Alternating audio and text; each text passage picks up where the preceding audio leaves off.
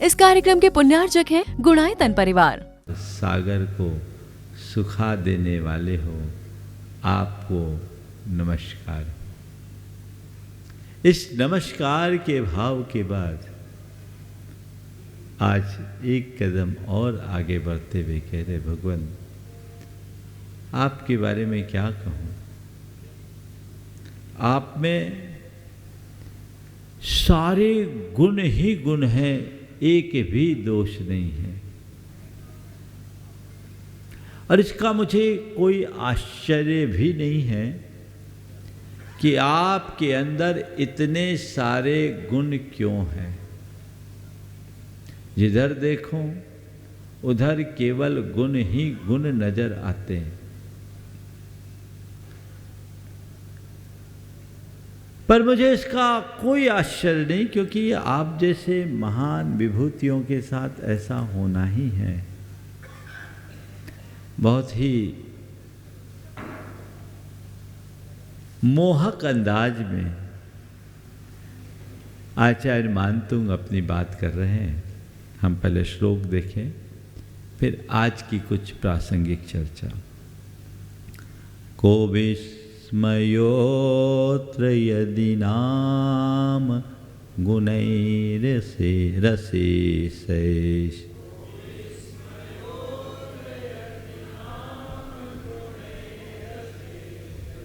को विस्मयोत्र यदि नाम गुणैरसेशैष,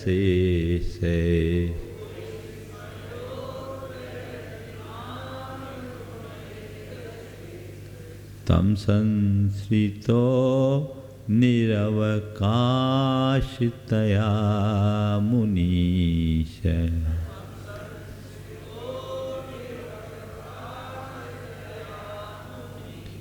तम संश्रितो निरवकाशतया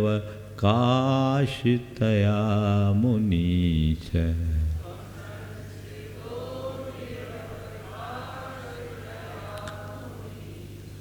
दोषैरूपात्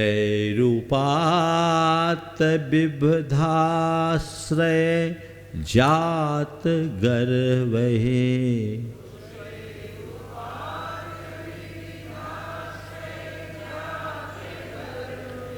दोषैरूपात् विविधाश्रय जात गर्वहे,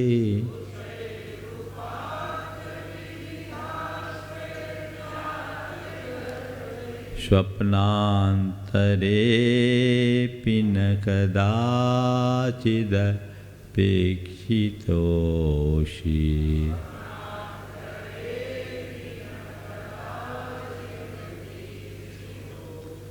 स्वप्नान्तरेऽपि न कदाचिदपेक्षितोऽसि।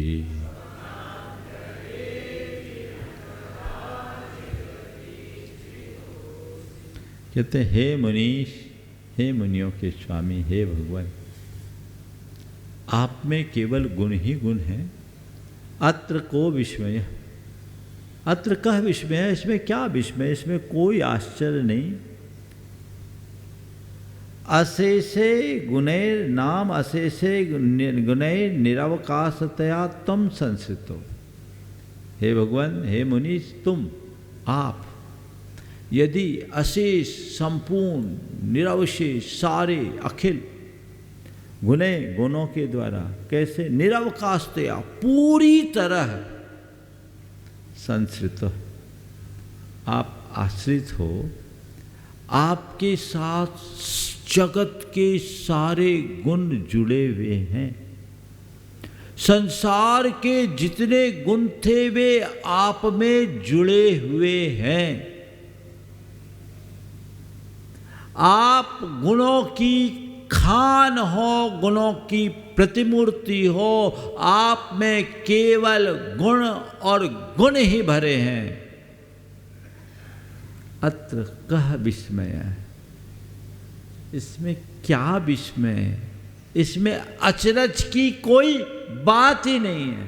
बोले क्यों? आप में गुण ही गुण हैं, इसमें कोई आश्चर्य नहीं, आप पे एक भी दोष नहीं है। बोले क्यों नहीं है? बोले दोषों को बड़ा अभिमान हो गया, दोषों को बड़ा अभिमान हो गया, उन्हें बड़ा गुमान है कि अरे हमें सारा संसार चाहता है, तुम नहीं चाहते तो हम तुम्हारे पास क्यों आए। दोषई उपात विविधाश्रय जात गर्वे,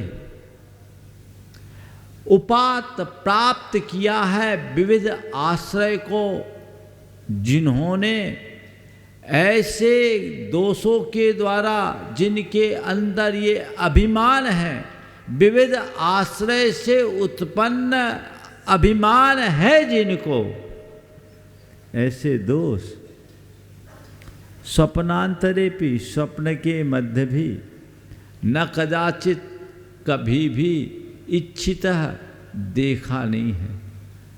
दोष आपको सपने में भी देखना पसंद नहीं करते। क्या अलंकारिक कथन है। दोष आपको सपने में भी देखना पसंद नहीं करते। क्यों? क्योंकि उनको अभिमान है। किसका अभिमान है? सारा संसार हमें अपनाया, इसका अभिमान है।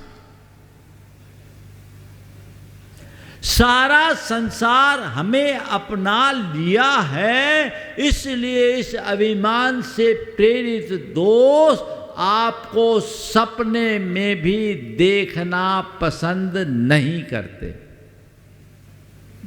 इसलिए आप में सारे गुण ही गुण है, एक भी दोष आपके पास आ ही नहीं पाए, आते नहीं है, और गुण सब आपके आश्रित हैं। तो हे भगवान, आप निरवशेष गुणों के भंडार हो।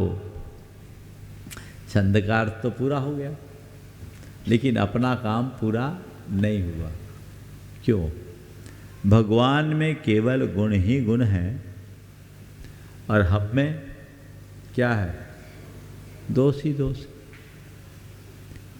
एक बार हमसे शंका समाधान में एक ने सवाल किया कि महाराज, भगवान गुणों की खान हैं, हम भगवान का गुणगान करें, हम में दोष ही दोष हैं, ऐसा बार बार हम कथन करें, इससे क्या होगा?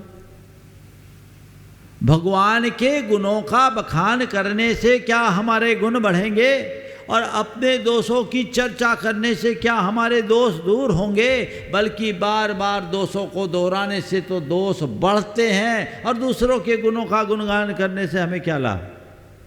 सवाल करने वाले तो कई तरह के सवाल खड़े करते हैं। हो सकता है कभी आपके मन में भी आया हो, लेकिन घबराना नहीं, सवाल है तो हमें उसका जवाब भी तलाशना चाहिए। हमने कहा बिल्कुल ठीक कहते हो, ऐसे भगवान के गुणगान करने से हमारे अंदर गुण आए ये कोई ज़रूरी नहीं, और अपने दोषों का बखान करने से हमारे दोष दूर हों ये भी कोई ज़रूरी नहीं। पर मैं तुमसे एक सवाल करता हूँ, ये बताओ, दर्पण देखते हो? बोले हाँ देखते हैं। क्या देखते हो दर्पण में? बोले अपना प्रतिबिंब देखते हैं। क्यों देखते हो?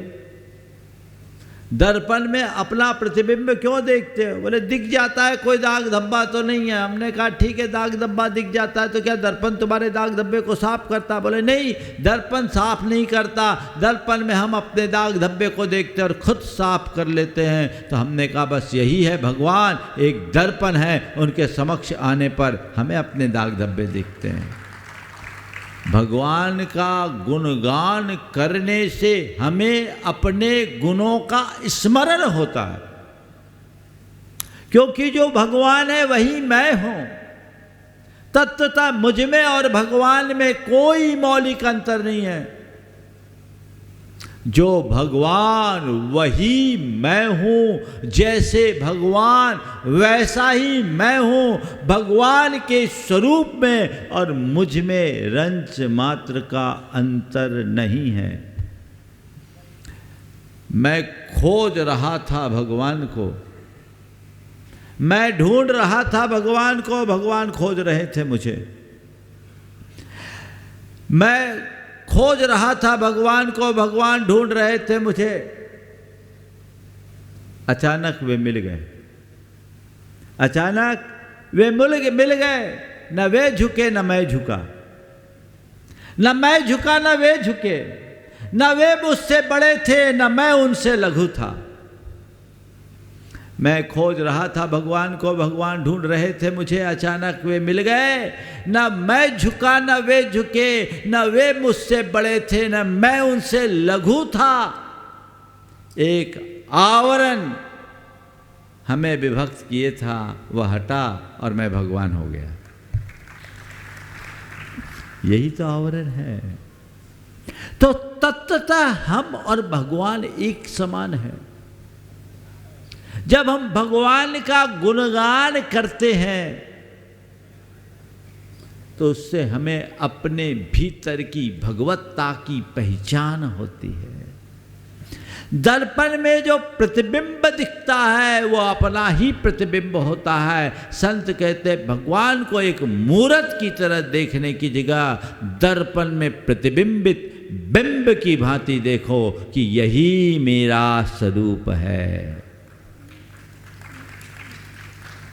आप लोग भगवान के दर्शन करने जाते हो ना? हाँ, दर्शन करते हो? क्या दर्शन कर, दर्शन का मतलब क्या है बोलो? प्राय यहाँ जितने लोग हैं वो सब देव दर्शन का नियम वाले होंगे, देव दर्शन करते होंगे। जो रोज नहीं करते वो भी यदा कदा तो करते ही होंगे। भगवान के दर्शन आप नित्य करते हो। दर्शन का मतलब क्या है बोलो? भगवान को देखने जाना। बैठे हैं कि कुछ और काम में बिजी हैं, सलामत हैं कि कोई उठा ले गया है, क्या है दर्शन का अर्थ? क्या है? भगवान के दर्शन करने जा रहे हैं, इसका मतलब क्या? सच्चे अर्थों में भगवान के दर्शन का मतलब भगवान में अपनी भगवत्ता का अवलोकन है। यही मेरा स्वरूप है, इसे देखना। ये भगवान के स्वरूप को देखने का नाम दर्शन है।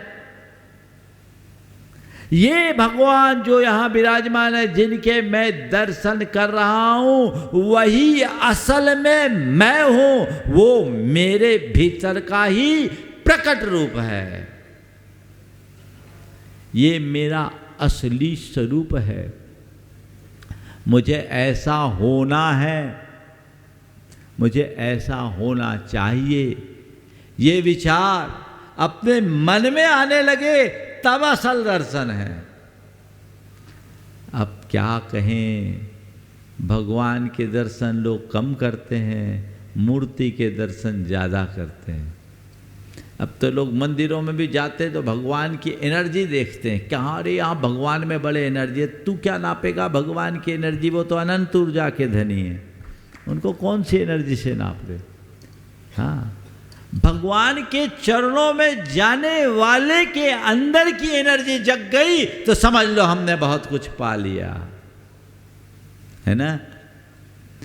तो भगवान के दर्शन करने जाते हैं, यानी ये मेरा असली स्वरूप।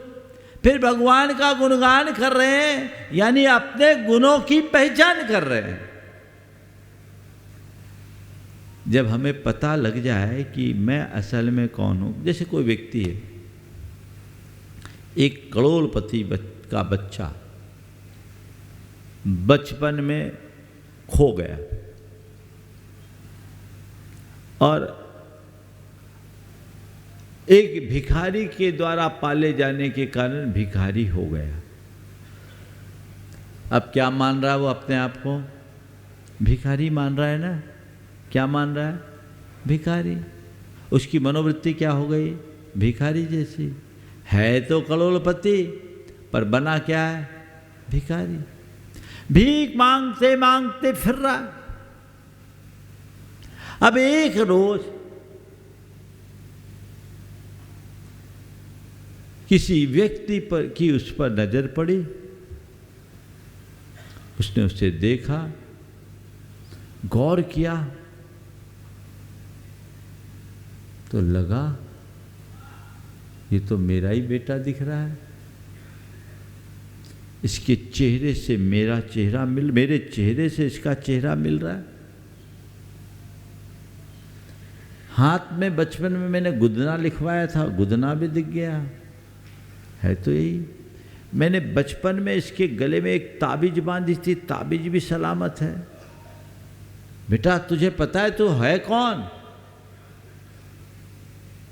मुझे नहीं मालूम, ये मेरे माता पिता, इन्हीं ने मुझे पाला पोसा आगे बढ़ाया, मैं तो भिखारी का बेटा और भिखारी हूं।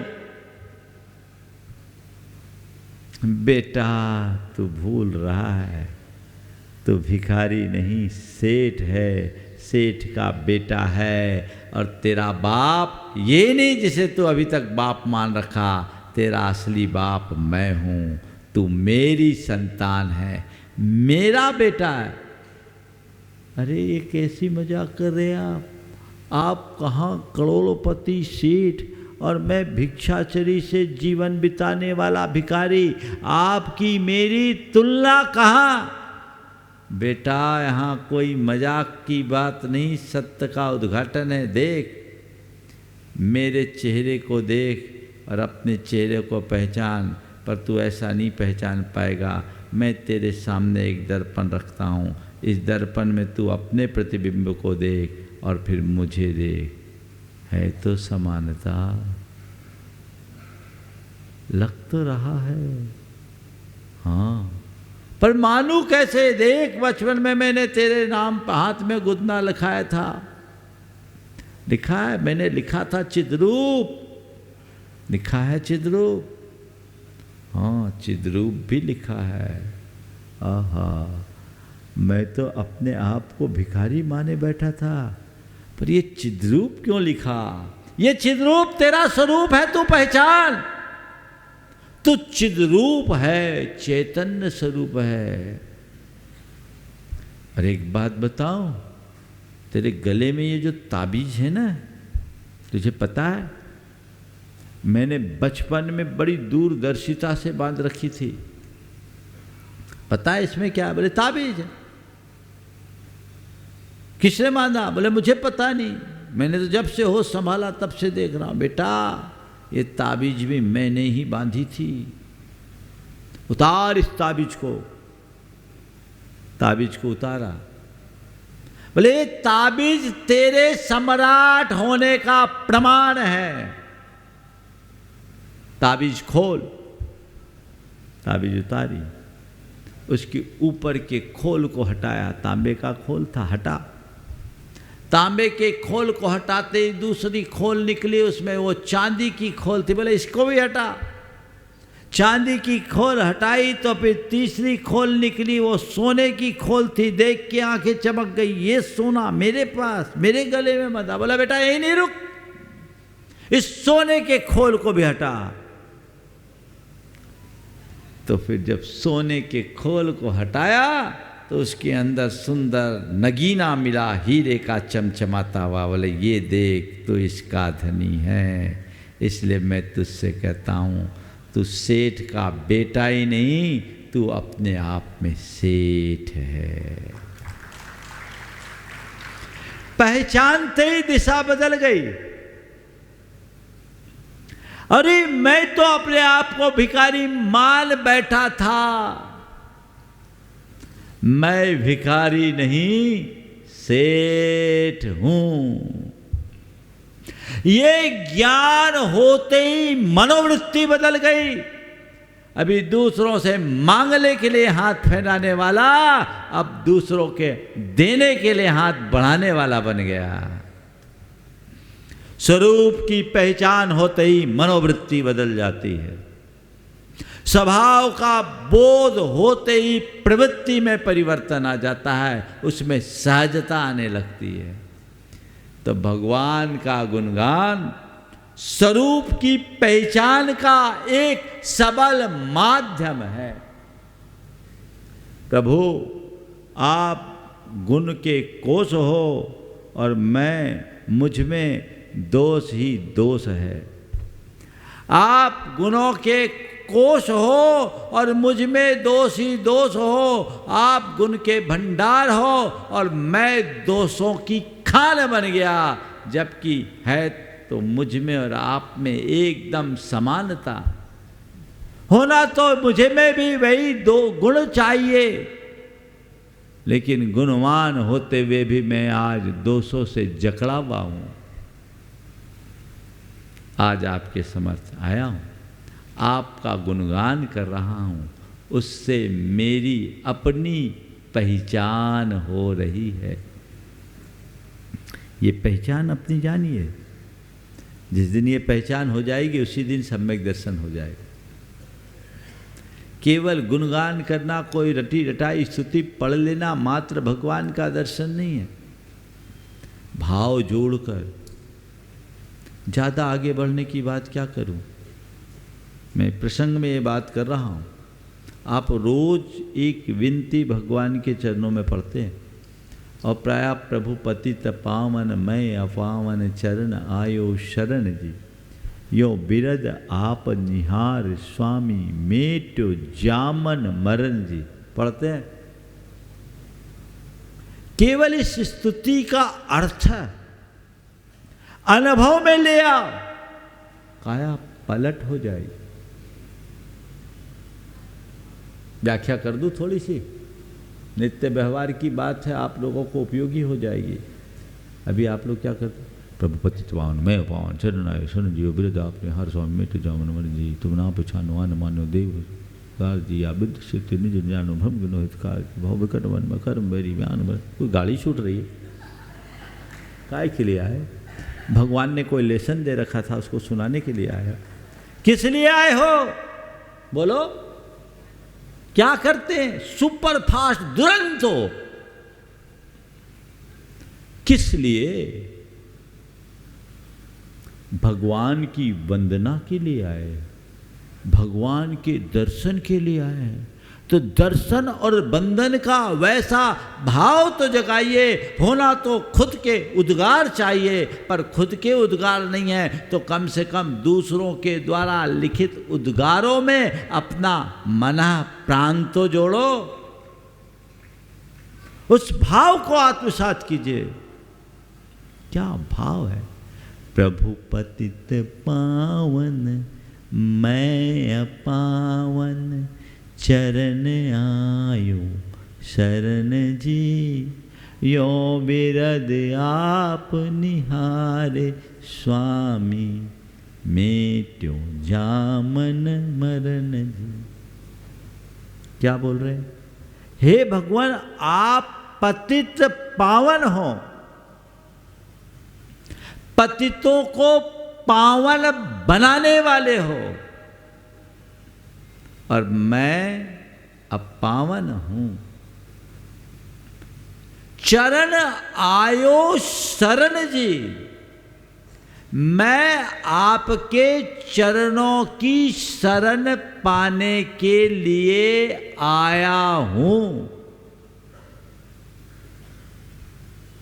बोलो, भगवान के चरणों में आने के बाद अपने मन से पूछो, कभी लगता है कि मैं भगवान की शरण में आया हूं? बोलो, जब हम किसी के शरण में आने को होते हैं तो हमारा मनोभाव कैसा होता है? बच्चा माँ की शरण में आता है तो क्या करता है? माँ से लिपट जाता है ना। और जब माँ के पास आता है तो बाकी सारी दुनिया भूल जाता है। कभी ऐसा हुआ कि हम भगवान के चरणों में आए तो बाकी सारी बातें भूल जाए? चरण आयो शरण जी, शरणागति का भाव बहुत उच्च भाव है।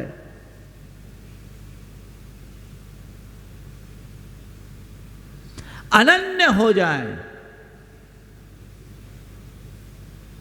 भगवान के चरणों में आकर के भी यदि उनके शरण को ना पाए तो क्या पाए?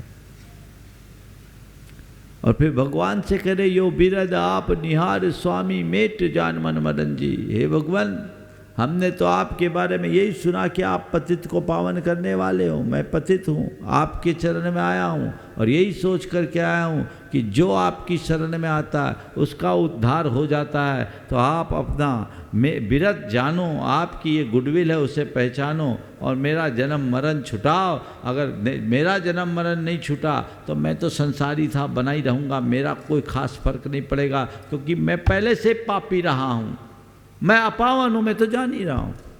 लेकिन नाम आपका खराब होगा, अब आप फिर पतित पावन नहीं कहला सकोगे। क्या व्याजोक्ति अलंकार में अपनी बात कही। तुम ना पिछानो आन मान्यो देव विविध प्रकार जी, या बुद्धि सेति निज न जानो भ्रम गिनो हितकार जी। भगवान आपके स्वरूप को नहीं पहचाना और इस दुनिया में चाहे जिसको अपना इष्ट मान लिया, आन मानो देव विविध प्रकार की, या बुद्धि से थी निज न जानो, अपनी इस बुद्धि से अपने स्वरूप को नहीं जाना, अपने आप को नहीं पहचाना, और भ्रम गिनो हितकार को, सत्य को भूल कर भ्रम को ही मैंने हितकारी यथार्थ मान लिया। पूरी पंक्तियों को समझिए। भव विकट वन में कर्म बैरी, ज्ञान धन मेरो हर्यो, अब भाग मेरो उदय आयो, दरस प्रभु जी को लख लयो। कितने स्पष्ट अर्थ हैं। इस संसार के भयानक वन में कर्म रूपी शत्रु ने मेरे ज्ञान रूपी धन को हर लिया, लेकिन आज मेरा सौभाग्य उदय आया कि मैं आप जैसे प्रभु जी का दर्शन कर लिया। धन घड़ी यो धन दिवस यो ही, धन जन्म मेरो भयो, मैं उर हरस ऐसो भयो, मनु रंग चिंता मनि लयो। कोई तुमको 2 रुपये की गिफ्ट देता है तो तुम्हारे चेहरे में स्माइल होती है। भगवान के दर्शन करते समय ऐसा लगता है कि मुझे ऐसा हर्ष हो रहा है कि किसी रंग को चिंतामणि रत्न मिल गई, चिंतामणि रत्न मिला। भाव जगाना चाहिए। केवल रूटीन की तरह दर्शन करने की आदत से बचिए। इस भाव से दर्शन कीजिए कि आपके जीवन की रूटीन बदल जाए। रूटीन बदलने का काम करना है तो जीवन में आनंद आएगा। ये है दर्शन, स्वरूप का बोध, है ना। अपने आप को पहचानो भगवान के दर्शन से। ये जो ताबीज तुम सबके गले में है, वो ताबीज में क्या है? वो ताबीज में तुम्हारे अंदर रत्नत्रय की निधि पड़ी है। वो शुद्धात्म तत्व की का नगीना जमा हुआ है। वो कब प्रकट होगा? जब ऊपर के 3 खोल को हटाओगे, नो कर्म को, द्रव्य कर्म को और भाव कर्म की 3 परत हटा दोगे, तो भीतर से वह परम नगीना प्रकट होगा जो तुम्हारे जीवन को निहाल कर देगा। पर उसकी पहचान तो हो। उस पहचान का मूल आधार है देव दर्शन। कहते जिन बिंब दर्शन से सम्यक दर्शन होता है। तो आप लोग दर्शन करने वाले को तो पक्का सम्यक दृष्टि होना ही चाहिए। होना चाहिए कि नहीं होना चाहिए? हाँ, सब सम्यक दृष्टि हो। तब होंगे जब जिन बिंब में अपने बिंब को देखोगे। सामने विराजमान भगवान को भगवान की तरह न देखकर अपने असली स्वरूप की तरफ देखो और ये मान के चलो कि ये जो भगवान है वही मैं हूँ। तो भगवान तो निशेष गुणों से निरवकाशतया संस्कृत है, उनमें कोई दोष नहीं है। पर दोषों का अभिमान किसका है कि सारे संसारियों ने हमें अपना रखा है। तो अब बताओ हम आप कौन हो गए? दोषों की खान हुए कि नहीं हुए? अब हमारे अंदर दोष है कि नहीं, पहले तो ये बताओ, है ना। ये दोष कहाँ से आए? अपने आप आए कि हमने उन्हें अपनाया? हाँ, अपने आप आए। अपने आप उपात क्या किया है? उपात विविधाश्रय जात गर्वे। शब्द देखिए, उपात। हमने उन्हें एक्सेप्ट किया है, हमने उन्हें अपनाया है, हमने ही उन्हें स्वीकार किया है। और बताओ, जब तक दोषों को स्वीकार करते रहेंगे तो दोष दूर होंगे क्या? बोलो, हाँ? नहीं ना। तो दोषों से मुक्त होना है तो दोषों को पहचानना होगा और उनकी उपेक्षा करनी होगी। मैं आपसे पूछता हूं, आपके घर में कोई अवांछित मेहमान आ जाए, कौन सा मेहमान? अवांछित मेहमान समझते हो ना? हाँ, अनवांटेड, जिसको आपने नहीं चाहा, बिना बुलाया मेहमान आया। कुछ ऐसे होते हैं जो आमंत्रित होते हैं, जिनको आप इनवाइट करते हैं आदरपूर्वक, वो आता है तो ठीक है, लेकिन जो इनवाइटी भी हो वो घर आके टिक जाए तो अवांछित हो जाता है ना। तो अवांछित मेहमान आए और आप उनकी खूब खातिरदारी करते रहो और सोचे कि कब जाए, इससे कब पिंड छूटे, तो क्या कभी ऐसा होगा? बोलो, अवांछित मेहमान है और आप उसकी खातिरी में लगे रहो तो वो कभी जा पाएगा क्या? हाँ, वो तो कहेगा अच्छा है, इससे अच्छी सेवा पूजा कहाँ होगी, टिके रहो। और उसको भगाना है तो क्या करो? उसकी केयर टेयर बंद कर दो, उसकी देख रेख बंद कर दो, उसकी पूछ परख बंद कर दो, उसका ख्याल ही नहीं करो, उससे बात ही मत करो, उसकी तरफ देखो ही नहीं, अपने आप बोरिया बिस्तर बांध करके चला जाएगा, है ना। लेकिन अभी आप लोग कर क्या रहे हो? हाँ, क्या कर रहे हो? पूरा केयर टेयर, फुल खातिरदारी। अरे महाराज, आप ही लोगों तो सुना अतिथियों का सत्कार करना चाहिए। तो किसका सत्कार हम कर रहे हैं, ये हमें अच्छे से जानने और पहचानने की आवश्यकता है। किसको जाने, किसको पहचाने, कैसे जाने, कैसे पहचाने। हमने अपने दोषों को अपनाया है, इन्हें हटाना है तो हमें खुद इनके प्रति जागरूक होना होगा। पहली बात, अपने दोषों को दोष के रूप में जानिए, पहचानिए। मेरे अंदर में ये दोष हैं, इन्हें दोष के रूप में जानिए और फिर मानिए कि ये दोष हैं। फिर संकल्पित होइए कि मुझे इन्हें हटाना है और फिर उन्हें हटाने में जुट जाइए। जानिए, उन्हें पहचानिए, मानिए और हटाने के लिए पूरी तरह जुट जाइए। आप देखिएगा, अधिकतर लोग अपने दोषों को दोष मानने के लिए राजी नहीं होते। दोष तो बहुत सारे हैं, सब में, संसार में ऐसा एक भी नहीं है जो ये कहे कि मुझ में एक भी अवगुण नहीं है। यदि ऐसा मिल जाए तो समझ लेना वो भगवान है, इसके अलावा कोई नहीं मिलेगा। दोष तो है तो चल भाई, दोष है तो दोष को दोष मानो, तब तो सुधार होगा। और तुम दोष को दोष ही नहीं मानोगे तो उसी को पोसते रहोगे, सुधार कैसे होगा? आप देखिए, कई आदमियों का स्वभाव होता बड़ा गुस्सैल होता है, बदमिजाज होते हैं, गुस्सा उनका स्वभाव है। पर कभी उनसे कहो भैया गुस्सा क्यों करते हो, तो क्या बोलेगा? ये गुस्सा थोड़ी कह रहे हैं, ये तो मेरी भाषा है ना। एक बार एक सज्जन मेरे कमरे के बाहर किसी को बड़े गर्म होकर बोल रहे थे, बहुत जोर जोर से बोल रहे थे और सामने वाला चुपचाप सुन रहा था। आवाज़ इतनी कि 200 मीटर तक चले जाए।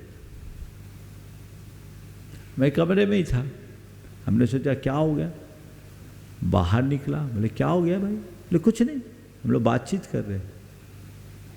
क्या हो गया, बोले हम बातचीत कर रहे हैं। बोले इतने गुस्से में क्यों, बोले महाराज गुस्सा थोड़ी, मेरी तो भाषा है। हम बोले भाई जब तेरे प्रेम की भाषा ऐसी है तो गुस्से की भाषा न जाने कैसे होगे, फिर तो आगे लगा डालोगे। जो व्यक्ति इतनी ऊंचे आवाज में और इतने तीक्ष्ण लहजे में बोल रहा है, उसको ये पता नहीं कि मैं गुस्से में हूं,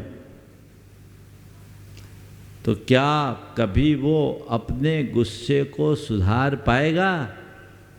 नहीं कर पाएगा। तो गुस्से में सुधार करना है तो आपको पहचान जानना पड़ेगा, मानना पड़ेगा कि मेरे अंदर गुस्सा है और वो गुस्सा इस लेवल का है, ये ठीक नहीं है, मुझे इसे नियंत्रित करना है। तो भगवान के सामने जाकर जब आप अपने दोषों का बखान करोगे तो आपको अपने दोषों की पहचान होगी ना। और एक बात और है, दूसरों के सामने कोई अपना दोष नहीं बता पाता, पर भगवान के सामने अपने दोष को प्रकट करने में किसी को संकोच नहीं होता। होता है क्या? क्यों? क्योंकि उसको पता है यहाँ जो सुनाया जाएगा वो यहीं रह जाएगी, दूसरों को अगर सुनाए तो गांव में ढिंढोरा पिट जाएगा, बड़ा मुश्किल होगा, है ना।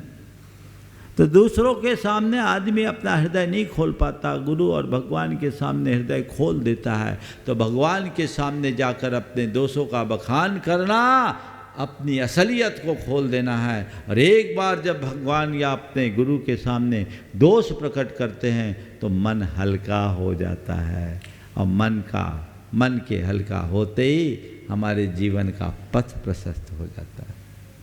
इसलिए दोषों का बखान किया जाता है।